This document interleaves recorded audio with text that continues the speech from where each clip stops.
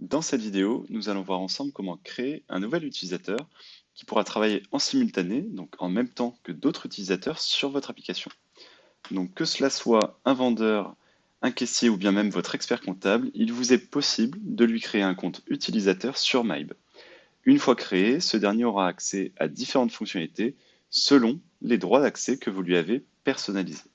On va donc voir dans cette vidéo, dans un premier temps, comment créer des droits d'accès personnalisés, puis comment créer un nouvel utilisateur.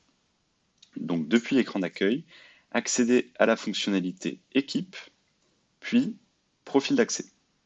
Mybe intègre par défaut donc trois profils d'accès: administrateur, qui possède tous les droits d'accès, responsable boutique, puis vendeur caissier avec chacun des droits d'accès appropriés. On va donc maintenant créer un profil pour, par exemple, l'expert comptable. Donc, vous n'allez pas forcément accorder les mêmes droits d'accès qu'à vous-même ou à votre expert comptable. Donc, une fois qu'on a cliqué sur Ajouter un profil d'accès, on va lui donner un nom, ici expert comptable. Puis, il suffit de choisir, un peu comme à la carte, parmi plus d'une quarantaine d'options, les droits auxquels vous souhaitez lui donner l'accès.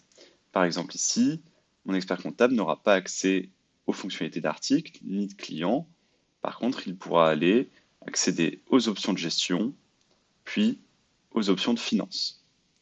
Une fois que c'est bon, vous pouvez tout simplement enregistrer de cette manière et on remarque ici que notre profil d'accès expert comptable est créé. Dans cette seconde partie à présent, nous allons créer un nouvel utilisateur. Rendez-vous donc dans Équipe, puis Utilisateur. On retrouve bien mon compte utilisateur Thomas, mais aussi un compte Admin-Store. C'est ici le compte qui va permettre à l'équipe Customer Success de réaliser, le cas échéant, des assistances techniques pour vous accompagner. Pour créer un nouvel utilisateur, en bas à droite de votre écran, cliquez sur Ajouter un utilisateur. On va remplir ici les informations nécessaires. Donc là, c'est mon expert comptable.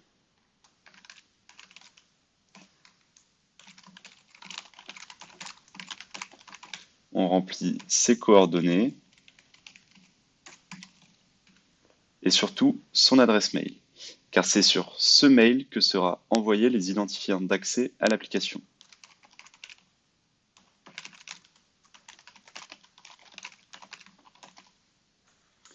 On va ensuite attribuer un profil, donc ici expert comptable.